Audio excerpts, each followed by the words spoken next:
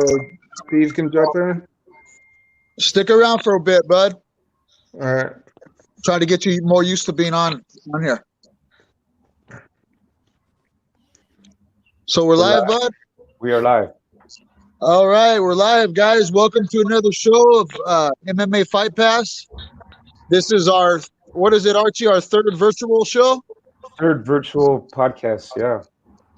Third virtual podcast since this whole coronavirus started.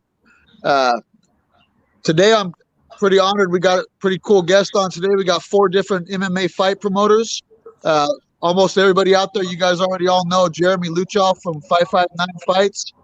Thanks again for coming on, Jeremy. We appreciate it. We got Dragon House MMA promoter John Lowe. I say that right? Correct. John, thank you for coming on, man. Your show is you got quite a very good name over there in Chinatown in San Francisco. I hear all kinds of good stuff from your show. You got a lot of guys come out of your show too that have done very well. And then Don, it's your first time on the show. Thanks for coming on, man. How you doing? I'm doing great. Thank you for having me on. Man, I got a couple great questions for you too. We also, up in the left corner, guys, we got Archie Tovar, our producer of the show. And then in the middle top right there, we got Xavier Ortega. He's a big help to our show too. Thank you, Xavier, for coming on, bro. Oh, thank you guys for having me on here. Yeah, this is great, man. This is all new to us, having this kind of multiple guests on at one time live. This fucking coronavirus, dude, is something else, man. What do you think about this shit, Jeremy? I mean, I'm just following directions, right? You know what I mean?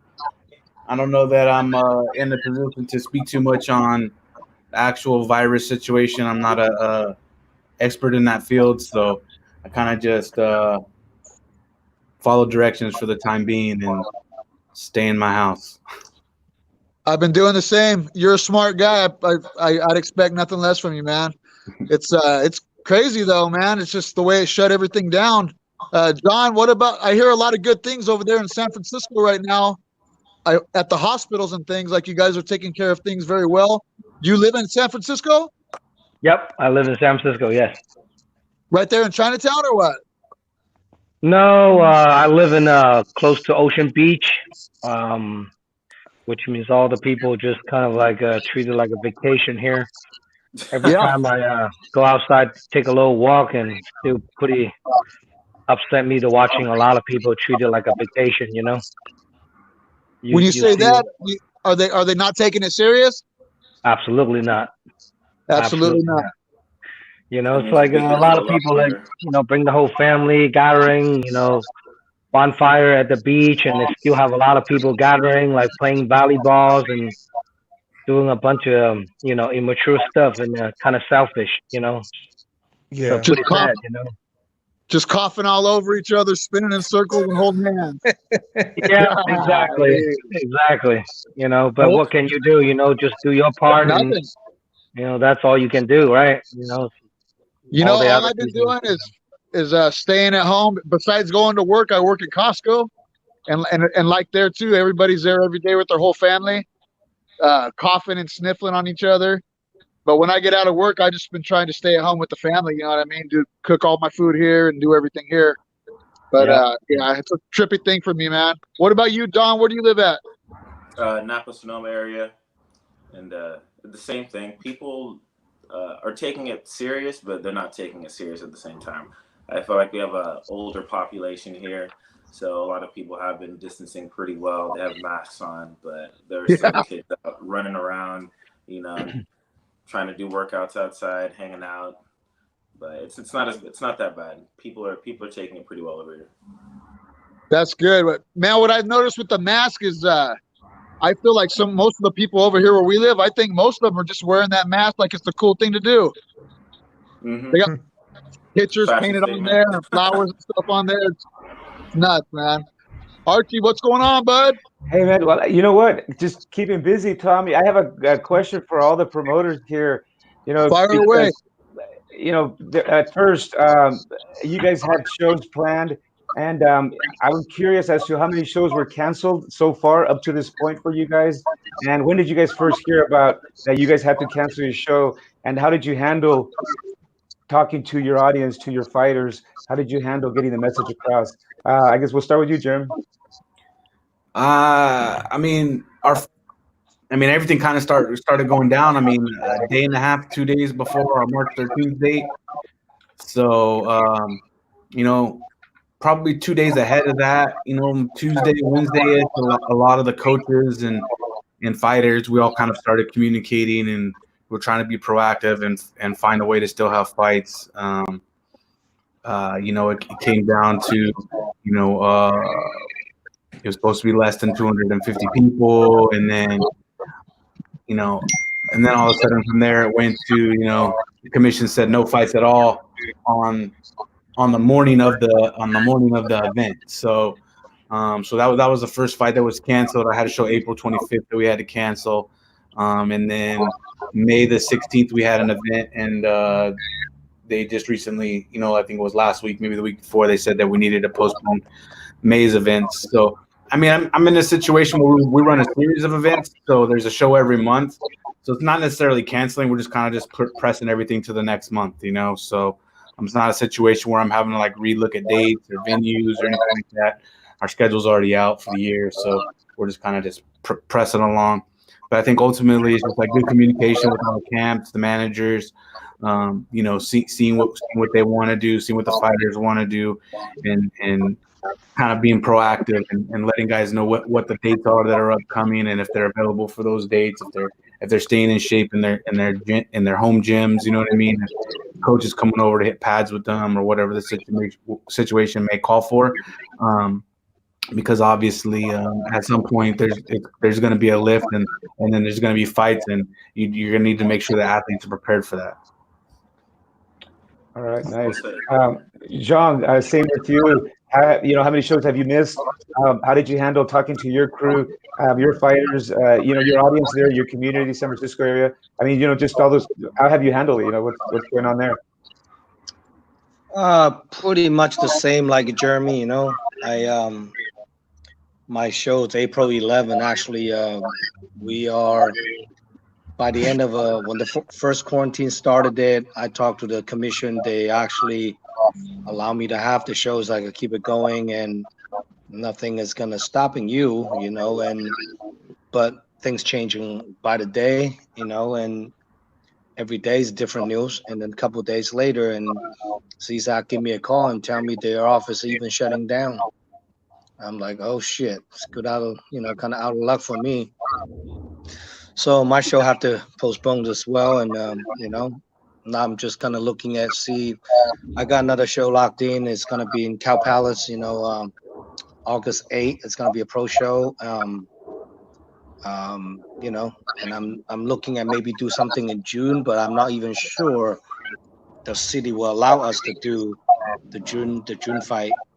So everything just kind of put everything on hold, and plus all the MMA gym in San Francisco in the Bay Area is pretty much all shut down. And pro it's a little different than amateur. I'm sure all the promoter, you guys all know too. People take a little bit more serious. Amateur, sometimes guys that don't get 100% good training camp, they still fight. They fight for the experience, but pros, they fight for the record. So when they don't have a training camp, most pros, they're not gonna absolutely fight. They don't have like a good training camp, good training partner, all that. So it's a little bit more difficult for me now and to project what's going to happen. I have my day lock in August, and I hope something in June. But at this point, I'm just going to see how the coronavirus play out before I even log anything down in June. If not, then I'll probably skip the June, just focus on my August on the Cow Palace card, because it's going to be a big card. It's pay-per-view event and all that. So yeah, that's pretty much all I'm doing right now. Have you been able to? Go ahead, Tom. Hey, the Cow Palace, man, that's quite a spot to have shows. How many shows have you done there? Cow Palace I do once a year because it's a big event. It's a big show. It's a lot of money involved. So I can't do an event like that. It's like every few months, I'll do once a year. We did one last year in August, pretty successful. Got a couple TV deal for that event. So we're gonna do once a year at the Cow Palace. And then after that, I'm gonna do most of my show at Kezar. It's a little bit smaller venue. It's only 3,000 people's over there, so it's a little bit better, smaller. So, yeah. That's cool, man. Now, Jeremy, we were all super excited for this show that was going to go down at the convention center here in Visalia. Especially one of our good friends, Mark Dela Cruz. He was going to be competing in that grappling tournament you had going on. Yeah. You're one of the first shows that I've seen mixing in these grappling tournaments. Can you talk about that a little bit? Like, what was the idea behind that? A lot of promoters for a long time now have been using, doing some grappling and stuff like that. Some matches, I think when we started that with Mike Moreno last year, we gave it a trial run to see how successful it could be. And then I told you guys back then when we started it that we would implement some different things in 2020. So, we wanted to get out of the gate and get that first show off done in Orange Cove, and then in March work towards doing a tournament. It would be our first tournament that we did as far as grappling. I think it's mixed martial arts, so it's good to be able to show all the different forms. We've done some wrestling matches too, so it's good to show all the different forms of martial arts and get that out there. So there was a big buzz for the March event. We had a lot of good local grapplers that were ready to kind of compete against each other and have some fun. God willing, we know what I mean, and this thing clears up. You know what I mean, that we'll try to keep that in that tournament intact as much as we can, and then whoever can't compete, we'll kind of find some fill-ins for those guys, But as of right now, I think we only have to fill in like one spot if we go off in June. So it sounds like it's going to be pretty good. Hey, I wanted to get Don's take on your guys' promotion, Don. Some of the same questions. What have you guys been doing, and have you guys had any fights that you had to postpone, and what about the future? Yeah. Well, we got pretty lucky with the whole thing. I mean, our show was 2 weeks before, a week and a half before everything got shut down, and it was an excellent turnout. And then we planned something for June. We're going to keep going. We're still pressing forward, still finding sponsors, still, making fight matchups and just planning for a successful event in June. And if it doesn't happen, then we're going to push it forward. We also partnered with Renowned Fight Promotions, Ramona Telma. We're going to be doing an all kickboxing event. That'll be in December. But we're just going to keep going forward, though. Jeremy, when you handled that really, really well, man. When that got canceled at the last minute like that, I think a lot of guys would have folded up right there. But not just you, but your staff and the fighters and the coaches, you guys all handled that pretty well, don't you think? I thought so, at least. Jeremy might have frozen up on us. Let me send him a. I think it froze. Xavier. Yeah. Hey, you were training Mark Dela Cruz. He's a good friend of ours. He's one of our coaches and training partners. And I know you train with Mark. He's one of your coaches as well in jiu-jitsu. What was the training like when he was getting ready for that tournament? Because he was going to have talk about that tournament a little. Xavier if you won a match, you went on to another one. Is that how it worked? Yeah, I guess they compete against different people, so you can compete against 4 different people on that night. And I think it was like 3 or 4 different people, and they were competing for a belt. So that was their initiative to get the belt. And Mark was actually training really good. He was training with the high strung guys, the guys you got to watch out for, because you're gonna get your arm popped. But he was actually training really good, and he was training with a lot of people, a lot heavier than him. So he's about 185, 180, and he was training with people 220, 225. So he was actually doing pretty good when he was training, and then it all came to a halt. But I was just wondering how it was going to work out for the fighters when they go back, because it's harder to find motivation at home and do your workouts and stuff like that. Are they going to miss weight? Because you ain't getting out as definitely much. See some fighters moving up in weight classes, at least for a couple of months. Are you guys Are you guys But gonna be like able to Zhong work was with them saying, on that? there's a difference in the pro and the amateur level. Amateur fighters are just still going to fight whether they're in shape or out of shape. So I guarantee as soon as this gets lifted, there'll be shows popping off everywhere. And you know what? Kind of feeding off of that, Don. The fighters are going to be either in shape or out of shape. Have you guys, Jeremy, Zhang, Don, have you guys been talking to the fighters? Are you guys already like trying to schedule fights for your summer events? And are these guys training, Jeremy? Yeah, I mean, we've been in constant communication with guys when we were gonna have the May event and then now the June event. Talking to coaches, talking to teams, talking to fighters. I mean, there's some guys that don't feel like they'll be ready, and then there's some guys that feel like, hey, I'm gonna be ready to compete. I think you're gonna take it on a case by case basis, but I don't. It doesn't seem like it's been any difficult than kind of matchmaking amateur MMA previously. You know what I mean? Guys fight when they want to fight. So if they want to fight, they're gonna fight, and if not, then not. So I haven't really seen a lot of difficulty. Some matchups have changed from March. You know what I mean? Some matchups have stayed the same. It's just going to be based on availability. If it changes from June to July, we'll see. We'll make those adjustments as they come. Do you expect these guys to come in shape or out of shape? I mean, I know you expect the best from them, but in reality, what do you think? I mean, it's amateur MMA. I don't. Sometimes no pandemic, people don't come in shape. You know what I mean? So I mean, it's really up to the fighter. I tell all the coaches and all the fighters that I connect with, and Antoine's connecting with, and Mike's connecting with, to kind of find ways to stay motivated at home and do their thing. And if they're serious about the sport, there's a lot of downtime right now where guys can be doing things to get better. So. Flexibility. That may be studying film. That may be doing some different things. So teach their own. And if guys aren't prepared, then they're not prepared. Nothing I can do about it. Hey, Zhong, you have some fights coming up. Are you communicating? Are you trying to fill up a card right now, or talking to the guys, your fighters? Not really. I just don't want to put any more energy into the event until I know a little bit more about how this COVID-19 is going to play out, because my gym is closed right now, and I got different promoters sometimes to hit me up and also want to get some fighters from my gym to fight on their show. But I'm like, our gym is closed, and ideally they say it's going to be open on May 1st, but the way how things are looking right now, I don't really think May 1st I can open my gym.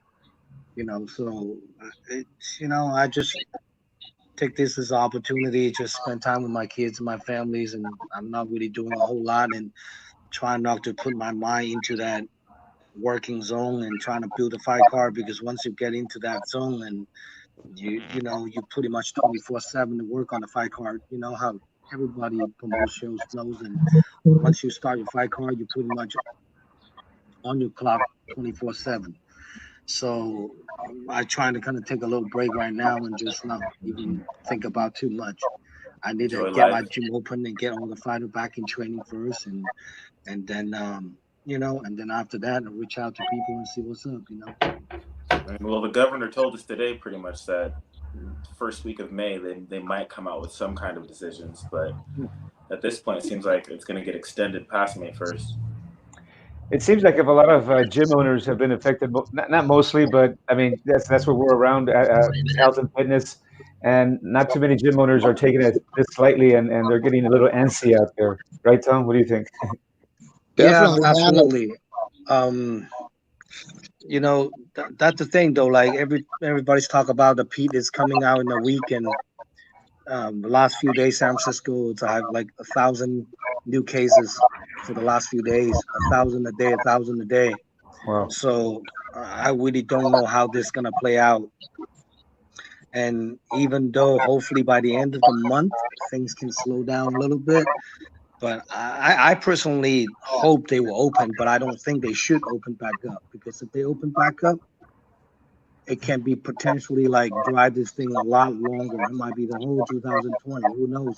Like if you're looking at China, the way they contain the whole problems, everyone is mandatory wearing a mask.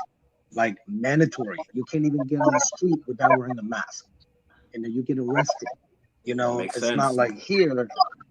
A lot of people are still taking it very lightly in the city. You know, a lot of skateboarders, younger kids, they just go now and 5-6 kids and just skateboard on the street. And you know, there's a certain group of people take it seriously, and but certain people still not.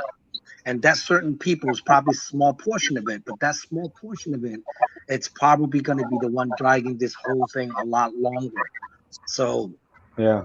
I mean, as a full-time promoter, I mean, I do this for like 11 years straight, and like a nonstop, 3-4 show a year, and this is kind of like a little opportunity for me to take a little break and just get my mind rest up a little bit. And it sucks, you know, the gym closed down too, but it also gives me a little opportunity to just rest up a little bit. I don't have to be, you know, 13, 14 hours a day in my gym every day. It's kind of nice for a little bit, you know, no income, but it's still nice mentally. Yeah. So, John, when you're not doing the MMA promotion, is that what you do? You run a martial art gym? Yeah, I teach 6 days a week, Monday to Saturday, about 12 hours, 13 hours a day in my gym, day in and day out. And what are the main styles that you teach there? Jiu-jitsu, wrestling, Chinese Sanshou kickboxing. Sanshou kickboxing. Mm-hmm. Nice. Now, Don, you have a very nice program. I came out there and tried it out and had a lot of fun. Thanks, Dom. Thanks. Appreciate that. Do you still got like loyal customers that are still paying dues right now? Probably like half the member. And what I do is I basically told the members if they still paying the dues, to support the school, keep the rank going. But once this whole Corona thing is over, I alternate, give them 3 months, whatever the month they pay, they didn't get to train.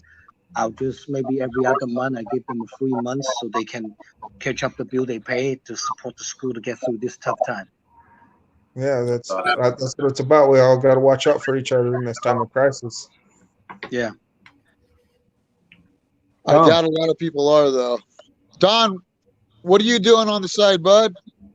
Oh, right now, hanging out with family, really, a lot of family time. I've had a lot of downtime.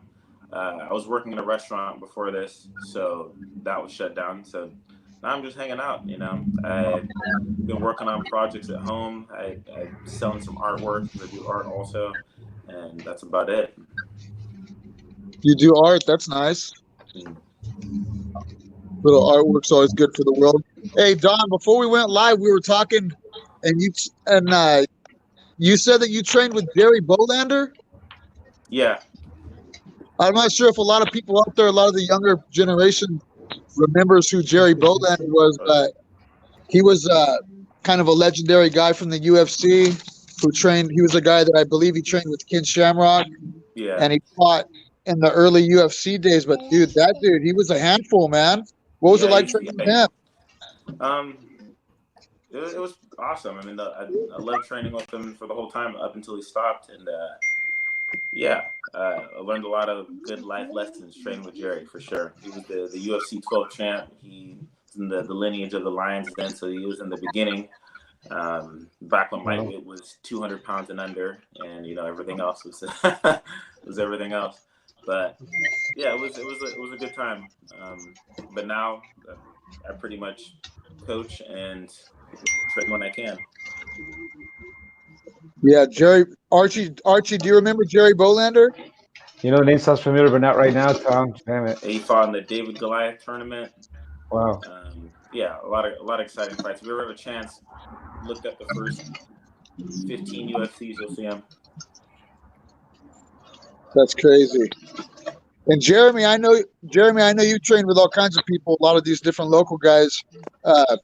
With your show, Jeremy, who are some of the main guys that have fought in 559 fights and worked their way up and made it into like a professional league? Do you have any standouts? I mean, we've had over 100 guys turn professional, you know what I mean? So the list is probably long on that, you know. I think there's, 5 or 6 fighters that have competed for us that have went on and fought in the UFC. You know, like a lot of these other shows as well. You know, it's a good learning platform for people to come and compete and kind of figure out what they need to get better at. Definitely. I know you've had a few guys make it into the UFC. When these guys get into the UFC, are you ever there, like kind of in their corners, where you go to the show with them? I mean, not the 5-for-9 fights guys. You know, sometimes guys that we manage at Iridium, sometimes we'll be there at the events. You know, obviously, but you know, there's been so many people that have come through. It's not feasible to be at everything for everybody. You know. Now, Jeremy, you also took on a podcast recently, right? Yeah, I mean, something that Antoine wanted me to do, you know, and so I try to sit down every Monday and Wednesday and do it. It's kind of difficult. I'm not really into like being on camera and doing all that stuff. So it's definitely an interesting experience for me. It is kind of a trip doing it. You doing it twice a week or what? Yeah, dude. I just do a 30-minute podcast on Monday and a 30-minute podcast on Wednesday. That's cool, man. I'm glad you're doing that. If you stick with it or whatever, I'm glad you're doing it. Yeah. I know, ask Archie, it's kind of a trip doing this whole thing. Yeah. It's definitely an experience. That's Archie, right. what do you think about this? It seems like you're enjoying it and you keep going a little bit further with it each time. Yeah, well, you know, one thing that I feel, and I'm sure Zhong, probably because you own your own gym, you know, it's easy for you. Anytime you want to go work out, you probably go head out to your gym, right? You may be able to take a guy or two. It's important to keep working out, you know. I mean, for one, I like to do stadiums. So I go to the local high school or somebody's high school, but it's a free workout. They're perfect. Then those that have access to gyms, you know, it's great. How often do you work out right now, John? I mean, all you guys, everybody working out? Go ahead. I'm pretty much doing every day. I go to my gym like maybe 2 hours a day. Just, you know, teach my daughter some stuff, train my daughter. My daughter. What about a guy? Have you ever take a small group, 2 or 3 guys or people? No. No. So you're pretty just yourself, and all right.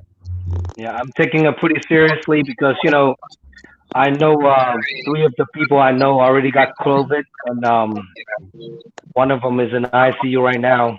It's a buddy of mine. It's a tow truck driver.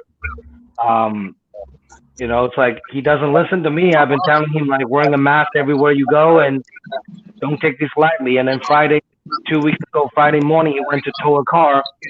And then that night, he went back to his house, still having a little chest pain and have a hard time to breathe. Saturday morning, he couldn't breathe at all. And then he take it to the emergency room, and they kept him right there. Wow. He's about 11 days in the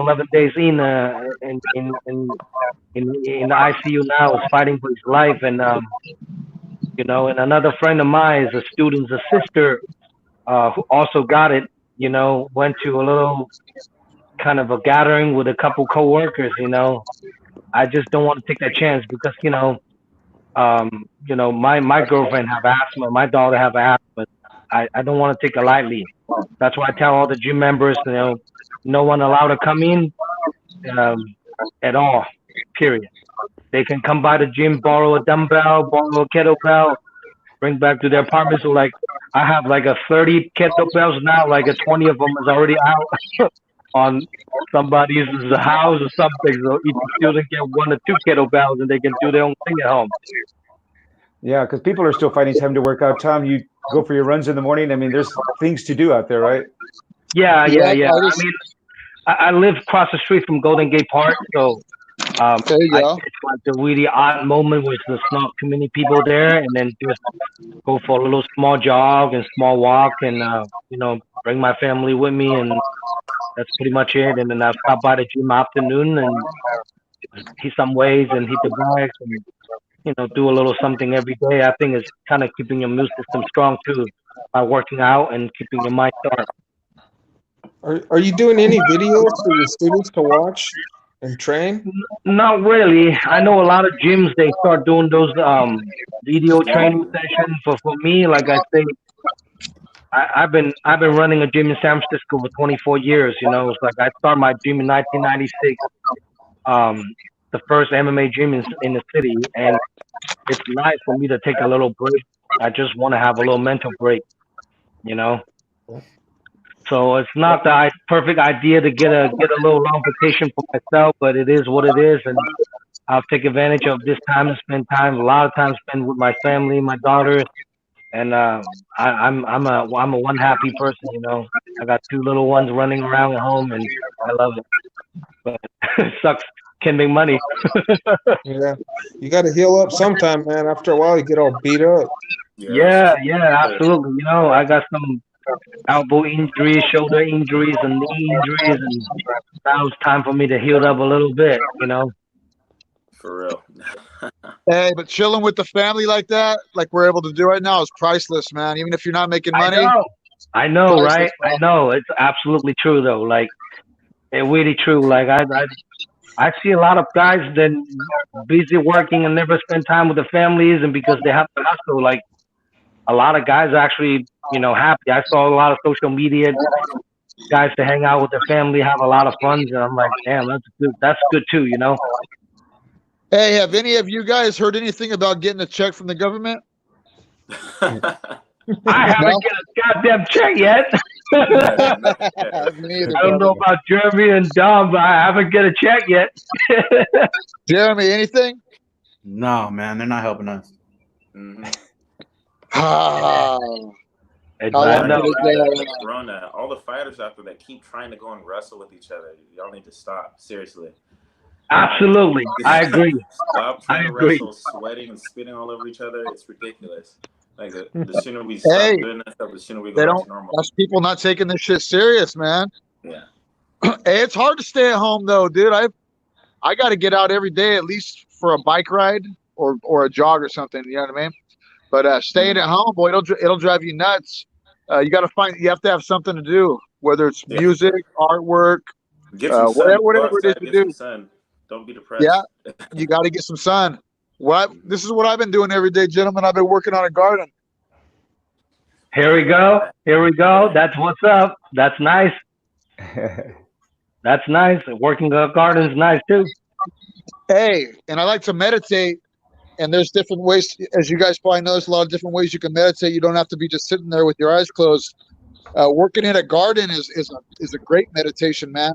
Like getting hands-on with the plants and working in there, and I highly recommend it. Highly recommend it. What are you growing there, Tom? I got all kinds of stuff, man. Let me run you through it real quick here. Check it out real quick. I'm pretty new to gardening. This is all new to me. But see up here, I got some strawberries. Damn. Going. I got flowers for the bees. Got tomato plants. Bunch of tomatoes. Uh-oh, what's that? The marijuana plant?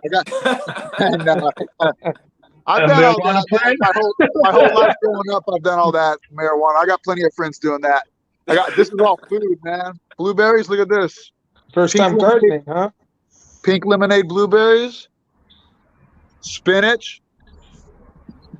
And this is my juice garden, and right here I got chard, kale, spinach. I've been juicing this stuff every day.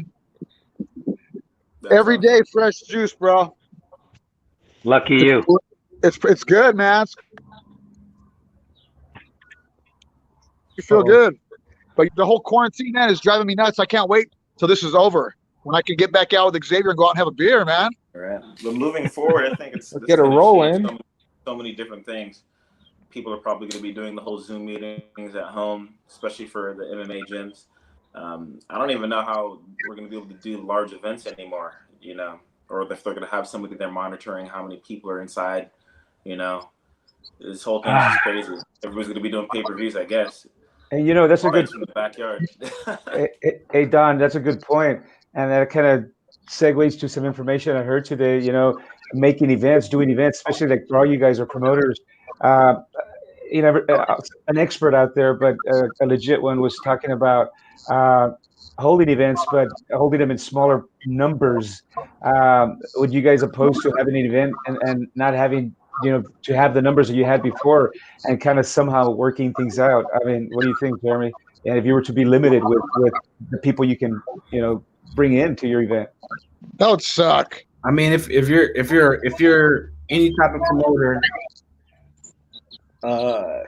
you're always looking for ways to make it work, right? Like nothing comes easy, so you're always trying to find a way to put off an event and make it happen. So if there comes a time where they say, hey, we can do events, but these are the guidelines on which you have to do them, you'll see the cream rise to the top and which promoters can actually promote with those guidelines, So there's always ways to get whatever you needed to get done. You know what I mean? We were ready on March 13th to do an event with 250 people. At the time, that was the limit. Until the commission came in and said they weren't going to allow anything whatsoever. So, I think our team had strategically made a plan to where we could still have a successful event and make it work. So there's definitely ways. There's definitely ways to do things. I think once the time comes. You're gonna have to start cutting costs, like not to be large productions anymore if they're not allowing enough people in there to make money. Either that or charge more for the tickets. Commercial deals or TV deals, it's gonna be really hard for any small promoters to make it through this. That's interesting. Hey, Jeremy. Yeah. What's the first thing you're going to do when this whole deal's over with, this whole quarantine virus deal? And promote fights? You ready to go? I'm in a different situation. You know what I mean? I don't run a gym. I don't do a lot of other things that take my time away from family. So I spend a lot of time with my family. So I'm like not cool with the break. You know what I mean? Like I already see my kids enough. Lucky you. Yeah. So for me to be able to get back to my office and be able to put some events on and do some different things, I'm excited. I'm excited to get back and doing that. I mean, I do that from the house now. Managing guys, we got 260 guys on the roster. You know what I mean? So staying in touch with all of our clients, talking to all the fighters, you know what I mean, and making sure that their needs are being met. It's going to be definitely a new adventure when the doors open up, and we'll be ready for it. I know you will, man. What about you, Archie? What do you got going on when this thing is over? Well, you know what? I'm not waiting for this thing to be over. This is what's going on right here, man. We're just gathering people. We're keeping going. I mean, might as well just keep this alive, keep the trend of MMA alive, and keep talking about it, and get your workout in, man. I still get my workout in there here once in a while, and in undisclosed locations, and you just got to do what you got to do. Undisclosed locations, huh? Secret island. Right across the street from the police department, huh? Yeah. Undisclosed and protected. Hey, I saw a video pop up on my page earlier. It was Archie Croc facing some dude on a video showing him some wrestling moves. Yeah, it, man. Yeah, that was good stuff right there. Hey, can you put up those lesson videos every once in a while, or what? Well, yeah, just to kind of, break some time up. Right now that we got time, and might as well just kind of share some knowledge and learn at the same time. While you're training with it's just with one other person, right? It's either me or my son, or me and a friend, or me and Xavier, right, Xavier? Yeah, Archie's like an artist, man. He made all this stuff like weeks ahead of time, and then this happened. So he just lets them out, little by little. Moving forward, do you guys think that internet sales for the small shows is going to go up? Because I know it's hard for people to, it's hard to get people to want to buy a pay-per-view show, especially from a smaller show.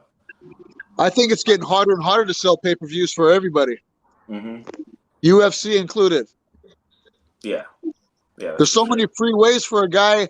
If you have any knowledge at all, if you're a young kid today I'm not talking about myself, but if you're any young kid today, you can watch anything for free with just a little bit of knowledge. Yep. That's so But damn this is true. definitely going to weed out a lot of promoters. A lot of people aren't going to be able to survive doing shows like this unless you're doing bare minimum, no lights, just a camera, you know. And you know what? To me, I don't know if you guys agree, but like Jeremy, one thing that I know Jeremy's been around like since the old WEC days and Gladiator Challenge. Like for us locally, like my favorite thing about these MMA shows is to go into the where the crowd is there and all the family and friends are there supporting the energy of the family place. member. Oh, the energy in there. What do you think, Jeremy? It's something completely different than pay-per-view. Yeah, I don't think any regional shows will be able to survive on just pay-per-view sales alone. They're gonna have to have some sort of crowd there for it to make sense. I don't foresee that happening. So have to be some sort of crowd. Where if they cap that or what they do with that, I don't know. You know, every region and every region and every show is different. You know what I mean on what their magic number is, ticket sales wise, on what they need to cover costs and to make a little bit of money. So that's going to be different for every promoter depending on where they're at and what their demographic is. So you know, there's definitely going to be some minimum. But we'll see what they allow. I wouldn't do a 5-on-9 fights and just stream it on pay-per-view. I'd say that. Yeah, and you know what, Don, you kind of started this good subject, right? Let's just say, Jeremy and Don, if they only allow you to have 500 people at a time, and you have to figure out, okay, well, maybe I can make some money doing a pay-per-view. If they allow you 250 or 500 people, would you do a pay-per-view or consider doing a pay-per-view? Zhong, what do you think? For my show, I can't do less than 1,000. 1,000 people won't even pay for all my costs. I can't just do pay-per-view. I even talked to CZAC before this whole thing shut down, and they allow me to do 1,000 people consistent in the stadium. So I'm thinking about just asking people to leave after they watch their fighters fight, and so I can keep the stadium, have 1,000 people in the stadium. Okay. You know, just because like for me to do 500-600 people, like I'm not gonna even go there. I'm gonna lose money left and right. Even if you do pay-per-view, but that will make up the pay-per-view and the streaming itself. It will make up for it. No, I mean, I think I've been doing pay-per-view for about 8 years now. I mean, we have a pretty consistent, steady followers on the pay-per-view, but you know, it's not enough. It's not enough, you know, to pay off the overhead, especially the pros. You know, now they're not even charging us like, you know, insurance. You know, I remember when I first started doing the pro show 11 years ago, I paid $2,500 for insurance for the whole event for pros. Now they go per fight. I think amateur does too. They go per fight, you know, like $475 per fight on insurance. Wow. And along with CZAC, you know, with the gigantic bill on the commission, there's no way I can do 800-900 peoples and I can cover the cost. There's no way. So it's definitely going to bring down the shows for sure. What about the future of martial arts gyms? What do you guys think about that? Like, because the whole world is changing with what's going on right now, for sure. Yeah, I mean, the gym is a little different category because a lot of times you have people been with you since they're little kids and they'll support your gym no matter what, you know. But like, show it's a risky business. That's why you know, like now in California, it's only last like a handful of people doing shows. You know, Jeremy's one of them, consistent, doing the 559, and I'm doing 4 shows a year. That's all I do, you know, 3 to 4. You know, it depends how big the show is, and you know, that's all you can do. You know, it's not. This is a risky business. You know, people think a promoter make a lot of money. They're wrong. You know. To me, it just seems like a stressful ass job. Oh yeah, absolutely. You know, like so that's why sometimes when you promote the show after shows, you don't realize like your mind's all tense up and you work with 24/7s on the clock and people message you. You know, Jeremy do the same thing. Dom, you're starting to understand the same I thing too. message you all the time. People when I was cancel fighting fights. This is kind of messed up shit, right? People cancel fights. They don't even call you. They just shoot you a text with somebody's broken foot and they cancel the fight. That was a question I wanted to ask you guys. I'm going to ask Jeremy because I know around first Jeremy. Hey, what is the most ridiculous or craziest like last minute excuse that a fighter or a coach has given you, like to pull out of a fight right at the last minute? There's got to be. I'm sure each one of you guys have one. I mean, I had a guy at the event warming up in the back one time leave because he said his mom was sick and he needed to go take care of her. I had a guy warming up for a fight say he forgot his mouthpiece for his cup and he left and never came back. I had a guy before blow his tire on the way to weigh-ins, not show up. I had a guy say his car overheated one time and not make it to the fights. I had a guy one time 2 days before the fight. He came up to me at a weigh-in at another event and said, "Sorry, I'm not gonna be able to compete. I got a tattoo today." You know what I mean? There's also, I mean, and this is the day and age of like Uber and stuff. You know what I mean? Where it's not too hard to get to where you need to be. So. Yeah, you the need old tattoo, something, doctor, or something. You should. John, what about you, John? Shit. I think the craziest one. There's a lot of them, right? But the craziest one I've seen. This guy after on the day of the fight, the weigh-ins on Friday, finished the weigh-in. Saturday he showed up and checked in.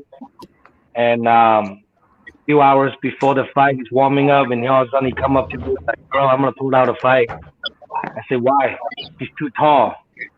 I'm like, "What?" "He's too tall, man. I can't do it." I'm like, "He's too tall." What the fuck? He's too tall. Seriously, he's too tall. So he just walked out, and oh man, I don't even know what to tell his opponent. I'm like, "Hey, dude, you're too tall, man." You're too tall. Your opponent just walked out. I was like, "Shit." We had a guy the old too tall trick. As he was supposed to be weighed. He looks at his opponent. I guess he didn't look him up or anything. Looks at his opponent and then walks out the door and then disappears. And that was it. We tried calling him. We had his opponent there, sitting there at the just waiting by the scale. Just like, audio. We'll get him back. That's crazy, man. Well, goes by nothing. Well, we got a lot of props for you guys doing what you do, and I hope when this thing ends, and I hope it ends soon, that you guys just jump right back in there and get your thing going again. Archie, you got anything coming up here this next the rest of the week? Who do we got? A guest on Thursday? Yeah, we're gonna get ready for a show on Thursday, and that's still undisclosed guests. But no, we're still getting ready for the show. But things are going well, Tom. We just kind of lost Xavier. I think Steve's trying to connect, but trying to get him online. But that's it, Tom. How guys, I'm doing right. great, man. You guys have any sponsors or anything like that you want to give a shout out to? Anybody you want to throw a name out there? No, not too many sponsors. I sponsor myself for the show. Hey, what's wrong with that? I'd like to give a big thank you to Trade Brewing. Trade Brewing, they hook us up, help us out a lot. And yeah, all of our other sponsors, they already know. What was that? Trade Brewing? Trade Brewing. Yeah, if you haven't had their beer, you gotta try it out. Sounds like something I might like. SF Combat. Hey, Jeremy, I wanted to ask you something else real quick because I know you're friends with the Tribal Council and you got a lot of history out here at Lamar. Hey, a lot of people heard about the UFC coming in. They were going to do a show out there at Tachi, and then it fell off right away. What was the deal with that? Is there any truth to that? Yeah, it was going to happen. I mean, UFC confirmed that was going to be the location. So, and just like that, it fell off.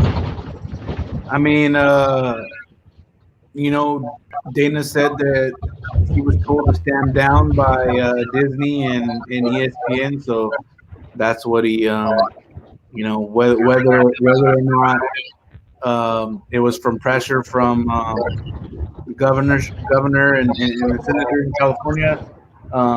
You know, that remains to be seen, or whether they just felt like it was unsafe. You know, was never disclosed, but yeah. So Didn't they have to suspend the show indefinitely? they just postpone the events. I mean, they're still working on stuff. And then when everything comes back online, they'll do an event at Talkie. That'll be cool. Well, Archie, what do you think, man? You want to give a shout out to the sponsors? You want me to talk about the sponsors a bit? Yeah, we can close it up, Tom. Let's just go ahead and give a shout out to the sponsors. You know, we need to thank all the guys that showed up for our podcast here. We're trying to add Steve, but I don't think Steve's going to connect. But it's okay. That's about it. You know, thank you guys for getting on the show here with us, Zhong, Jeremy. No problem, man. I wish you guys have a good day and everyone stay safe out there. And I'm hoping, you know, Jeremy, you guys. Yeah, I'm in a bad reception. Yeah. Yeah. Make Hope sure to see you guys hope you guys stay safe, you know? Yeah, Well, John, hopefully me and the podcast crew will get a chance when you have your next show, and we'll take a trip over there. And me and Xavier and Archie will go into your show, and we'll do, you know what I mean? Or we could come check out your gym or something too. Yeah. Sure. Come on down, man. Anytime. You come to my territory, you know? Yes. We'll take Hey, you guys man, to Chinatown, when I go to San Francisco, Chinatown has always been my favorite spot. I could only imagine how cool it is to go to one of those MMA shows over there. Hey, across the street from my gym, there's a Hawaiian drive-in. It's the most badass Hawaiian drive-in you're ever gonna have if you ever come to San Francisco. all right. We'll definitely have to check that out. Literally like the holes in the wall, and it's like $6, and you get like a bunch of ribs and just man, it's a badass food, but cheap. The lines all day for all the neighborhood peoples. You're talking my language, bro.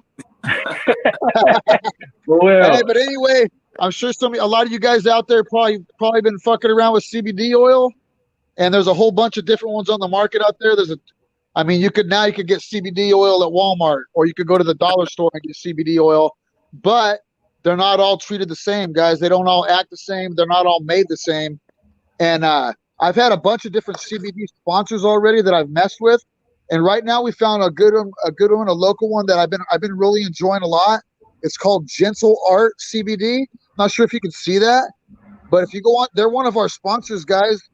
And it's 1,000 milligrams CBD oil right here. There's no THC in here, so it's not going to get you stoned.